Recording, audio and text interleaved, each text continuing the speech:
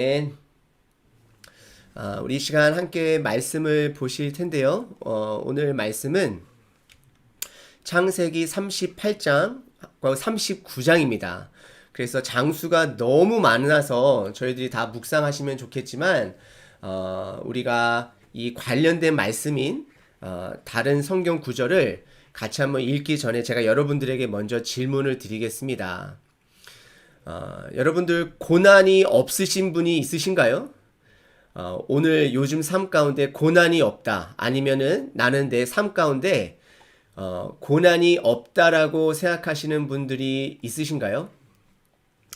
사실 이 고난이 없으신 분들은 안 계실 거예요. 누구나가 다 고난을 가지고 계실 텐데요.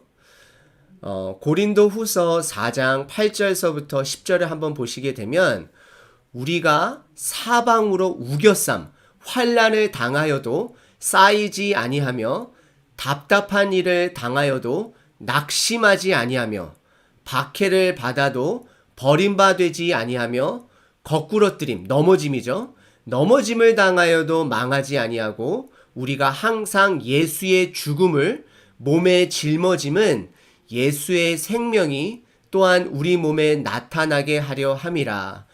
믿음의 사람에게는 우겨쌈과 답답한 일과 박해와 예수님의 죽음의 그러한 흔적이 우리 삶에 있지만, 고난이 있지만 그럴지라도 쌓이지 아니하고 낙심하지 아니하고 버림받지 아니하고 망하지 아니하고 예수의 생명이 우리 몸에 있으므로 살아갈 수 있습니다.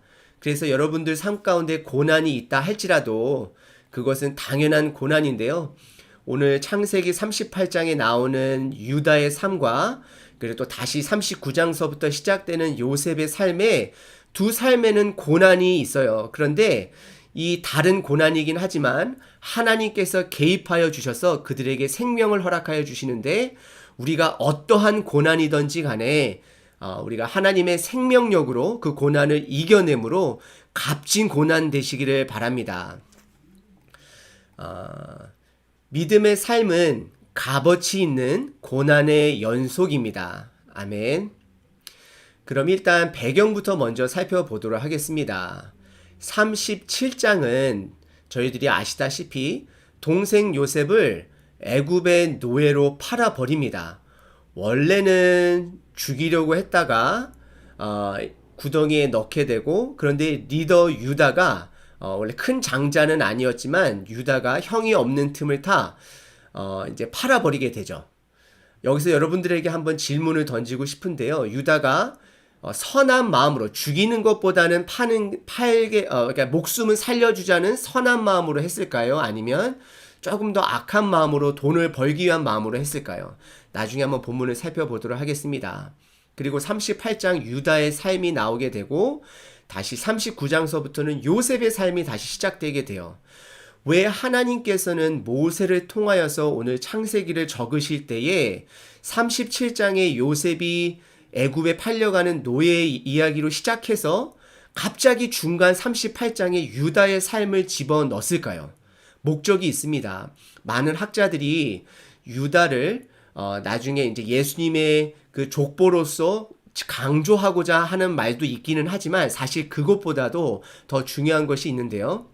그것은 무엇이냐면 앞으로 39장서부터 요셉의 삶 가운데 고난이 펼쳐지는데 그 고난은 값진 고난이에요. 값어치가 있는 고난이에요. 예를 들어서 요셉의 삶을 보시게 되면 요셉이 노예로 형들로부터 팔려졌을 때 나이가 17세예요.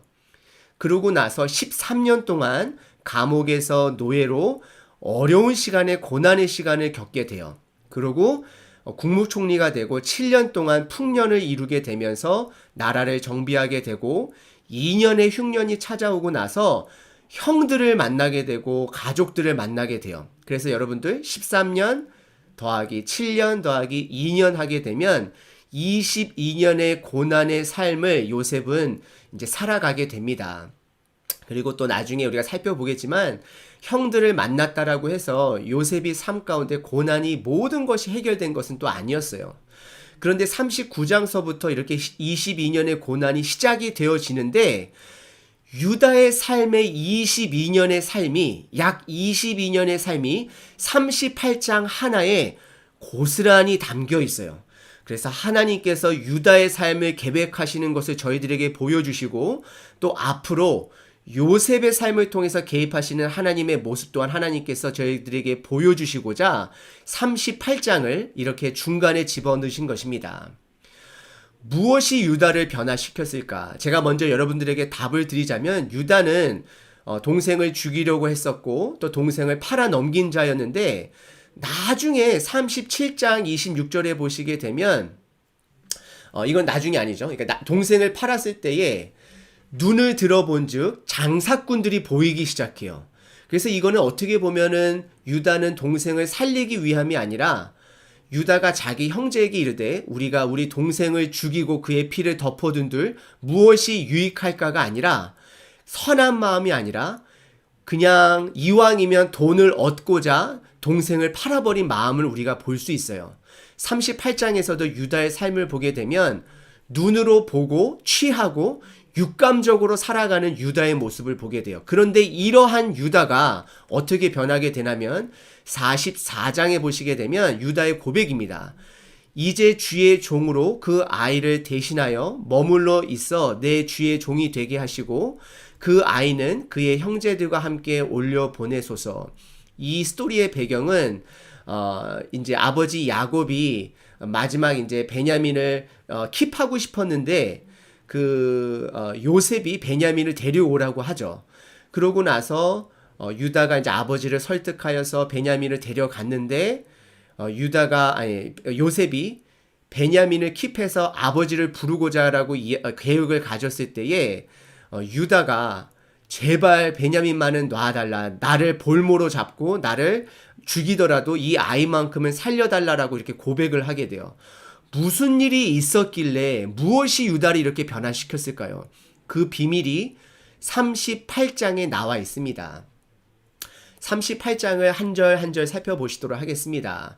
38장에는 1부와 2부로 나눠져 있습니다. 먼저 1부는 1절서부터 11절인데요. 그 후에 동생을 팔아넘기고 나서 그 후에 아마도 유다는 공허함이 찾아왔던 것 같아요. 아버지의 미워하는 마음도 있을 것이고, 그리고 여러 가지 좀 복잡한 삶 가운데서 그 후에 유다가 자기 형제들로부터 떠납니다. 형제들로부터 떠났다라는 것은 유다가 그의 정체성으로서부터 떠나 내려가서 아둘람 사람 히라와 가까이 지내게 돼요. 아둘람 지역은 가까운 지역인데요. 가나안 사람 친구예요. 굉장히 가까이 지내는 것을 보게 돼요. 저는 중고등부 사역자로서 그 후에 유다가 자기 형제들로부터 떠나라는 말을 읽을 때마다 우리 중고등부 학생들이 이제 대학을 가게 되면 각자 나름대로 자기의 그 판단에 따라 살아가는 모습을 보게 되면 이러한 것을 많이 오버랩돼서 겹치게 되는 것을 보게 돼요. 그러고 나면 제가 여러분들에게 던지는 질문은, 유다가 공허함을 가졌을 때에 가족을 떠나잖아요. 여러분들은 인생에서 공허할 때 무엇을 찾으시고 무엇을 행하시나요? 여러분들의 자녀들은 나중에 분명히 그들 자녀들 삶 가운데 공허함이 찾아올 거예요. 근데 그들은 그 인생에서 공허할 때에 무엇을 찾을까요? 한번 고민해 보시길 바랍니다.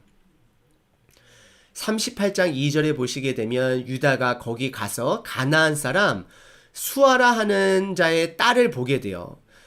유다가 이제 결혼을 하게 되는데 그 과정이 참 육감적인 것을 보게 돼요. 첫 번째 보고, 두 번째 데리고, 세 번째 동침하게 돼요. 유다는 어떻게 보면 결혼을 하지만 참 육간적인 삶을 살게 되고, 끝까지 이 유다의 아내의 이름은 나오지 않습니다. 왜냐하면 성경에서는 이 유다의 행동에 집중하고자 하는 것입니다. 유다는 정체성을 잃어버리고 육감적으로 본능적으로 살아가는 삶을 사는 것을 보게 돼요. 여러분들도 여러분 삶 가운데 하나님의 말씀을 듣기는 들었지만 여러분들의 육신의 본능대로, 육신의 원하는 대로 살아갔던 적이 있었잖아요. 그죠? 그리고 이제 3절서부터 10절을 보게 되면 이제 그 유다가 결혼을 하고 자식을 낳게 돼요. 3명의 자식을 낳는데 첫 번째는 엘이고, 두 번째 아들은 오난이고, 세 번째 아들은 셀라예요.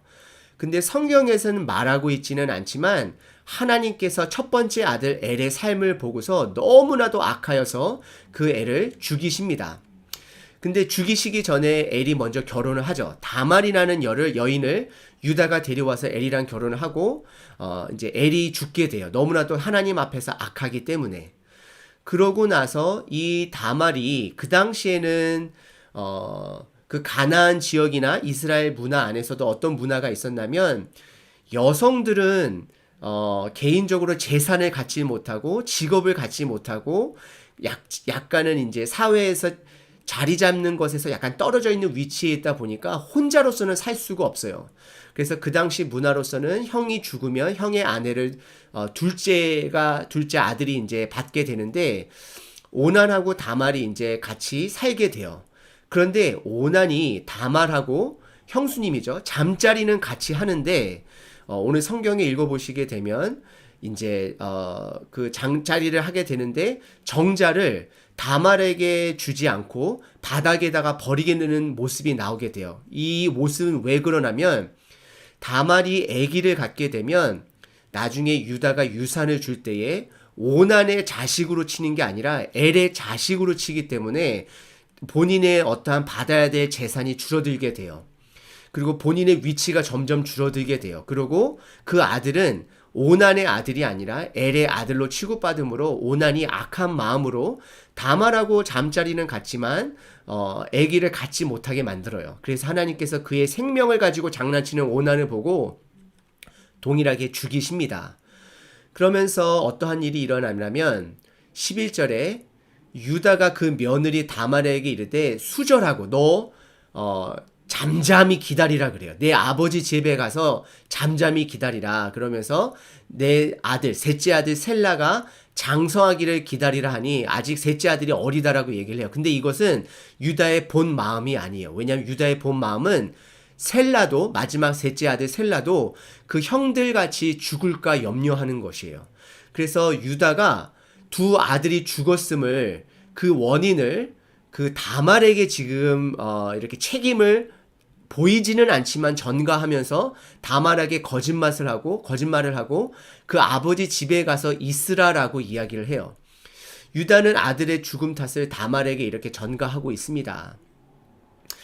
저와 여러분들은 죄를 죄로 바라보실 수 있으신가요? 제가 이 말씀을 던지는 이유 중에 하나는 유다는 본인의 가족을 떠나 아버지 야곱을 떠나왔기 때문에 하나님의 기준이 없는 삶을 살기 때문에 본인 자식들에게 무엇이 죄고 무엇이 죄가 아닌지를 본인도 몰랐을 것이고 그걸 안 가르쳐 줬던 것이에요. 그래서 자식들이 죽어나간 것이 하나님의 말씀을 어겨서 죽은 것을 몰랐어요. 여러분들은 여러분들의 죄를, 여러분들은 주변에서 일어나는 안 좋은 상황 가운데 일어나는 것의 원인을 죄로 바라보실 수 있으신가요? 내 자녀들을 바라보실 때 죄를 죄로 인지하시나요? 아니면 그냥 묵과하시고 지나가시나요? 지금서부터는 이제 2부로서 12절서부터 27절까지의 말씀이 나오게 됩니다. 12절에 얼마 후에 유다가 아내 수아 딸이 죽은지라 유다의 아내가 이제 죽게 됩니다. 그리고 유다가 위로를 받아요. 그의 친구 아둘람 사람 하라와 함께 딥나로 올라가서 자기의 양털 깎는 자에게 이르렀더니 그 당시 유다는 돈이 많았던 사람으로 보여지게 됩니다. 왜냐하면 목축업을 했던 사람으로서 많이 부를 가졌을 것이고요. 그리고 목축업을 했던 사람들에게는 양털 깎는 날이 축제의 날이에요. 농업을 하는 사람에게는 추수하는 날이 축제지만 목축업을 하는 사람들에게는 양털 깎는 날이 축제의 날입니다. 그래서 딥나로 올라갔다라고 이야기를 해요. 하지만 아직도 다말은 그의 아버지 집에서 유다를 기다리고 있다라는 배경 생각을 여러분들 가지고 계셔야 돼요. 그리고 다말은 아직까지도 위로를 받지 못했어요. 하지만 유다는 위로를 받았다라는 것을 성경에서 드러내고 있습니다. 13절에 어떤 사람이 다말에게 말하되 내 시아버지 유다가 자기의 양털을 깎으려고 딥나에 올라왔다라고 알려요. 이 말뜻은 뭐냐면 다말이 계속해서 아버지 유다의 그 결정을 기다렸던 것이었어요. 근데 유다는 다말을 신경 썼을까요? 아마 까마득하게 잊어버렸을 것이에요. 그냥 자기 나름대로 살고 있었을 것이에요.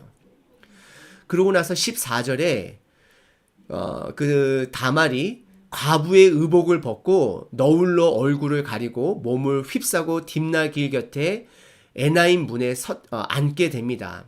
이거는 창녀의 모습으로 본인을 변장하게 되고, 이것을 왜 이렇게 결정을 했냐면 알아보니까 셋째 아들 셀라가 장성하였음에도 불구하고 자기를 그의 아내로 주지 않았음을 말미암아 이렇게 딥나가 이러한 결단을 하게 돼요. 그래서 과부의 의복을 벗었다라는 표현은 다말의 결단이 들어간 것을 보게 됩니다. 15절서부터 16절에 보시게 되면 그가 얼굴을 가리었으므로 유다가 그를 보고 창녀로 여겨 길 곁으로 그에게 나아가 이르되 청하건대 나로 내게 들어가게 하라 하니 그의 며느리인 줄을 알지 못하였습니다. 그가 다말이죠. 이르되 당신이 무엇을 주고 내게 들어오려느냐, 나하고 잠자리를 하겠느냐. 그러면서 17절에서는 염소 새끼로 줄 것을 유다가 약속을 합니다. 그래서 다말에 계획된 것이 어떻게 보면 유혹이 이제 성사가 되어지는 것이죠. 18절에 유다가 이르되 무슨 담보물을 내게 주랴? 그가 이르되 당신의 도장과 그 끈과 당신의 손에 있는 지팡이로 하라. 왜냐하면 염소가 없었기 때문에 도장과 끈과 지팡이를 주면 나중에 염소를 가지고 오면 이걸 주겠다라고 이야기를 해요. 사실 도장과 끈과 지팡이는 값어치는 없는 것이지만 유다의 정체성을 알려주는 징표였어요. 이 세 개가 있으면 이 세 물건은 유다를 대신하는 물건으로서 다말이 이것을 염두하고 이 세 가지를 요구합니다. 그래서 유다가 그것을 그 여인에게 주고 그하고 잠자리를 하고 그것으로 말미암아 다말이 임신을 하게 되었다라고 18절에 말하고 있습니다. 다말의 담보의 요청과 임신하는 것을 보게 됩니다. 19절에 그가 일어나 떠나서 그 너울을 벗고 과부의 의복을 도로 입느니라. 다말이 이제 그 유다를 떠나 이제 과부의 의복을 입고 다시 이제 기다리는 것이죠. 그래서 어떻게 보면 다말의 계획이 성공한 것을 보게 돼요. 20절서부터 23절은 이제 유다가 그의 친구, 아마 본인이 조금 창피했는지 아둘람 사람의 손, 자기 친구에게 부탁하여서 염소 새끼를 보내요. 그래서 그 친구가 가서 담보물을 찾아오려고 했는데 그곳에 그런 여인이 없다라고 이야기를 해요. 이곳에선 그러한 창녀들이 없다라고 이야기를 하고 그것을 유다에게 얘기하니까 유다가 혹시나 모를 나중에 부끄러움을 당할까봐 그것을 그냥 그들에게 가지라고 이야기를 하게 돼요. 그래서 본인이 그 염소를 안 갖게 되고 그들이 갖게 해요. 그래서 유다는 여기서 보게 되면 본인의 명예를 굉장히 소중하게 생각하는 유다인 것을 보게 돼요. 24절에 석 달쯤에 어떤 사람이 유다에게 일러 말하되 내 행음하였고 그 행음함으로 말미암아 임신하였느니라고 이야기를 해요. 3개월이 지나게 되면 이제 배가 조금씩 나오게 되죠. 유다가 이르되 그를 다말이죠. 끌어내어 불사르라 이야기를 해요. 유다는 남의 죄에 대해서는 굉장히 냉정한 것을 보게 돼요. 그 여인을 불사르라고 이야기를 하고 있습니다. 죽이라고 이야기를 하는 것이죠. 25절에 다말이 그 끌려가서 시아버지 앞에서 이제 있는데 다말이 이렇게 이야기를 해요. 이 물건의 임자로 말미암아 임신을 하였나이다. 청하건대 보소서. 당신이다라고 이야기를 하는 거예요. 이것이 당신의 도장이고 이것이 당신의 끈이고 이것이 당신의 지팡이다라고 이렇게 이야기를 해요. 이것을 봤을 때 유다는 아마 멘붕이 왔을 것이에요. 이것이 무슨 일인가. 그래서 아마 짧은 시간이든 긴 시간이든 유다는 본인의 삶을 심각하게 돌아봤을 거예요. 다말은 본인의 정당함을 이야기를 해요. 나는 당당합니다. 보소서. 당신이 나를 기다리게 했고 당신이 나에게 한 약속을 지키지 않았고 나는 정당합니다라고 이야기를 한 것이에요. 오히려 불살려 죽을 사람은 당신이다라고 이야기를 하는 것이에요. 그러면서 유다가 이런 고백을 합니다. 그것을 알아보고 이르되 유다의 첫 반응이요. 그는 나보다 옳도다요. 이것을 직역한 것인데 사실 이 뜻은 무엇이냐면 나는 죄인이다라는 고백이에요. 너는 다만 네가 맞도다. 너는 죄가 없고 나는 죄가 있다. 그러면서 참 여기서 어떻게 보면 유다의 회복성을 또한 보게 돼요. 유다가 그렇게까지 회복을 못할 사람은 아니구나. 유다가 본인의 죄를 깨닫고 그는 나보다 옳도다. 나는 죄인이다라고 고백을 해요. 그러면서 내가 그를 내 아들 셀라에게 주지 않았다라고 정확하게 본인의 죄를 인지하고 고백을 해요. 그러고 나서 행동하는 것이 무엇이냐면 다시는 그 다말을 가까이 하지 아니하여 잠자리를 갖지 아니하였다라는 것이에요. 같이 지내기는 하지만 잠자리는 하지 아니해요. 유다의 깨달음은 도장과 끈과 이 지팡이의 본인의 정체성을 통해서 깨달은 것은 본인이 죄인이다라는 것을 깨닫게 돼요. 아버지 야곱의 그 가정을 떠나서 살면서 내 정체성이 죄인의 정체성이었구나. 내가 이제 돌아가야 되는 거는 것을 깨달았을 것이에요. 그리고 두 번째는 본인이 다말을 거짓말로 속인 죄를 깨달았을 것이에요. 세 번째는 본인이 두 아들들이 죽어도 무엇으로 죽었는지 모르는 그 죄, 기준을 잃어버린 죄를 깨달았던 것이에요. 일자에 타이포가 났네요. 아무튼 잃어버렸던 죄를 깨달은 것이고요. 또 네 번째는 본인의 두 아들들의 잃어버림으로 아버지 야곱의 마음을 이해하게 됩니다. 아버지 야곱이 가장 사랑했던 요셉을 결국엔 누가 팔았죠? 누가 주동해서 팔았죠? 유다였어요. 유다가 본인의 두 아들들이 죽음의 그 아픔을 통해서 본인의 아버지 야곱이 그 요셉이 죽었다라는 것을 이제 믿고 있을 텐데 그 아버지의 아픔을 이해하게 돼요. 그러면서 본인의 죄, 요셉을 팔아버린 죄, 거짓말로 죽었다라고 고백한 죄를 깨닫게 됩니다. 하나님을 떠나 정체성을 잃어버린 삶을 본인이 철저하게 깨닫게 돼요. 무엇이 유다를 변화시켰을까요? 유다의 고백, 이제 주의 종으로 그 아이를 대신하여 머물러 있어 내 주의 종이 되게 하시고 그 아이는 그 형제들과 함께 올려 보내소서. 유다가 이렇게까지 고백할 수 있었던 것은 오늘 이 38장에 유다가 본인의 죄를 철저하게 깨달았다는 것이에요. 하나님의 은혜로 깨달은 것이에요. 하나님의 개입하심으로 그의 죄를 보여주셨어요. 그리고 유다는 그 은혜에 반응했습니다. 근데 신약 성경으로 넘어와서 예수님께서 가론 유다의 죄를 보여줬을 때 가론 유다는 그 죄를 깨닫지 않고 그냥 무시하고 끝까지 그 죄의 삶을 살아가잖아요. 여기서 두 가지의 삶을 또 비교해 볼 수가 있어요.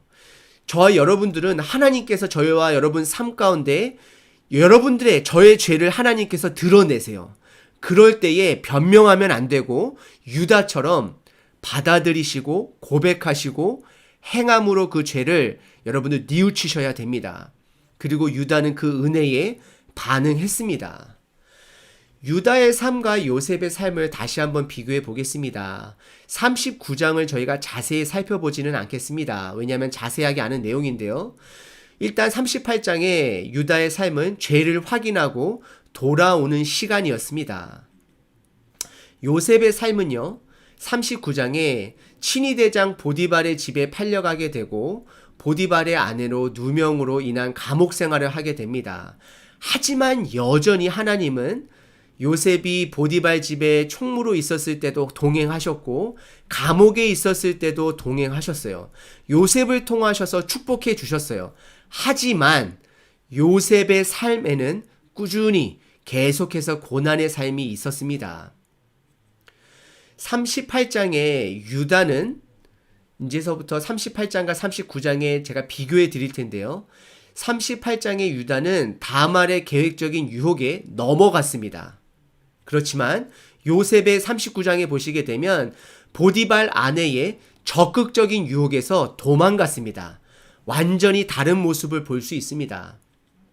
38장에서는 다말은 본인의 정당성의 증거로 도장끈 지팡이를 이야기를 했지만 19장에서는 보디발의 아내는 본인의 거짓 증거로 요셉의 옷을 이렇게 얘기하는 것을 볼 수 있습니다. 그리고 38장과 39장을 또한 비교해 보시면 시간차를 비교해 보시면 유다가 첫째 아들이 이제 한 1년이 지나고 나서 아기를 가졌겠죠. 그리고 첫째 아들의 죽음을 18세라고 이야기를 하고, 그러고 나서 약 몇 년 후, 그러니까 약 다말이 21년, 22년 때쯤에 쌍둥이를 출산을 해요. 결국에는 유다가 거의 한 22년 동안을 아버지 유다를 떠나서 지냈던 흔적을 38장에서 이야기하고 있습니다. 39장도 동일하게 아까 우리가 살펴본 대로 13년의 고난의 시간, 7년의 흉년의 시간, 또 2년의 풍년의 시간을 통해서 요셉의 나이가 39세 때에 가족이 상봉이 돼요.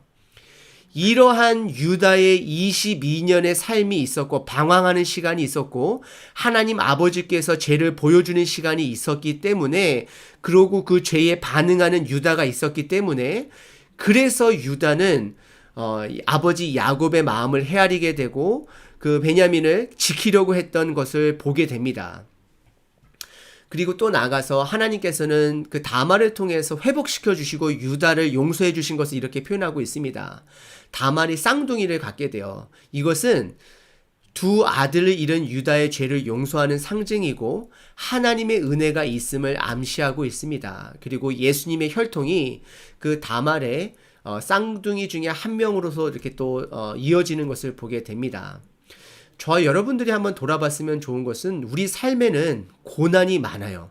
수많은 고난이 있는데 오늘 38장과 39장의 고난은 두 가지의 고난으로 축약할 수가 있어요. 첫 번째는 죄로 인한 고난이에요. 유다는 죄로 인한 고난의 삶을 살았어요. 하지만 하나님께서 은혜로 개입하여 주셔서 죄를 보여주셨고 죄를 발견하게 했어요. 이것은 하나님 아버지가 유다를 사랑하는 그 은혜입니다. 그리고 유다는 감사하게도 그 하나님의 그 개입하심에 반응했어요. 하지만 또 요셉의 삶을 보게 되면 구원을 위한 고난이에요. 요셉은 남의 꿈은 다 해석했지만 본인의 꿈은 나중에 잊어버리는 같은 흔적을 찾아보게 돼요. 내 삶에 알 수 없는 고난이 있을 때는 여러분들 생명을 위한 값어치 있는 고난일 수 있습니다. 특별히 혹시 어머님들 이 말씀을 듣고 계시나요? 내가 내 자식들 때문에, 내 배우자 때문에 내가 지금 미국 땅에서 왜 이러고 있을까? 여러분들이 알 수 없는 고난이 있을 때는 생명을 위한 값어치 있는 고난이다라는 걸 깨달으셔야 돼요. 여러분들이 붙잡아야 되는 것은 내 죄로 인해서 고난이 일어나더라도 하나님께서 그것을 깨우쳐 주시면 내가 하나님께 돌아가는 저와 여러분으로 반응하셔야 되고, 내 알 수 없는 고난으로 내 삶에 고난이 가득하다면 여러분들 값어치 있는 고난일 수 있다 생각하시며 견디셔야 하는 것입니다. 예수님의 고난으로 인하여서 우리가 생명을 얻었습니다. 이것이 복음인 것입니다. 다시 한번 말씀드리면 죄로 인한 고난은 여러분들 받아들이셔야 되고 고백하셔야 되고 회개의 행동이 있으셔야 합니다. 생명을 위한 고난은 꾸준히 의인의 길을 걸어가셔야 합니다. 여러분들을 통해서 다른 사람들이 축복을 받을 수도 있어요. 하지만 여러분들은 꾸준히 고난의 삶을 걸어가실 수 있습니다. 그 삶이 예수님의 삶입니다. 예수님의 삶은 고난의 삶이었지만 예수님께서 죽어주심으로 우리들에게는 나음이 있고 우리들에게는 용서함이 있다라는 것입니다. 저는 개인적으로 여러분들의 삶이 죄로 물들어 있다라면 유다처럼 돌아오시길 바라고, 또 저는 여러분들이 가급적이면 생명을 위한 고난의 삶을 담대하게 받으시는 저 여러분 되시기를 바랍니다. 이 땅 살아가면서요, 예수님 안 믿더라도 고난의 삶은 믿는 자에게나 안 믿는 자에게나 항상 가득 넘쳐요. 여러분들, 우리 미디어에서 우리가 올리는 사진들은 잠시 잠깐 행복했던 사진들, 아니면 행복할 것 같은 사진들을 보여짐으로 내 삶이 행복하다 생각하면서 본인의 현실의 고난의 삶을 위로를 얻어가고 있지만, 믿음의 사람들은요, 생명을 위한 고난이라는 것을 깨닫고 거기에 위로를 얻고 꾸준히 의인의 길을 살아가셔야 하는 것입니다. 몇 가지 한번 생각해 보도록 하겠습니다. 사람의 말로는 정확하게 설명할 수는 없지만 우리 삶에는 우리가 죄악 가운데 있던 하나님의 생명의 은혜를 끼치기 위한 고난의 삶 가운데 있던 하나님의 역할이 분명히 있습니다. 왜 하나님께서 유다의 그 죄악된 삶에 개입하셨는지, 하나님이 왜 요셉을 선택하셨는지는 저희는 우리들의 말로 정확하게 설명할 수는 없어요. 하지만 분명한 것은 하나님의 역할이 여러분 삶 가운데 개입하고 있다는 것입니다. 그것을 깨닫는 사람은 우리 삶에 고난이 왔을 때 하나님의 인도하심으로 그 고난을 보는 연습을 하셔야 합니다. 그 고난을 하나님의 각도로, 하나님의 인도하심으로 바라봄으로 이것이 혹시 내 죄로 오는 고난이면 아까 말씀드렸다시피 하나님께 돌아오셔야 되고 하나님의 의인의 삶을 다시금 살아가셔야 합니다. 혹시 여러분들이 가지고 있는 고난이 생명을 탄생하기 위한 고난이라면 끝까지 견디시고 값어치 있는 고난이라 생각하시고 하나님의 복음의 사역에 동참한다는 자부심을 가지시고 끝까지 걸어가시는 저와 여러분 되시기를 바랍니다.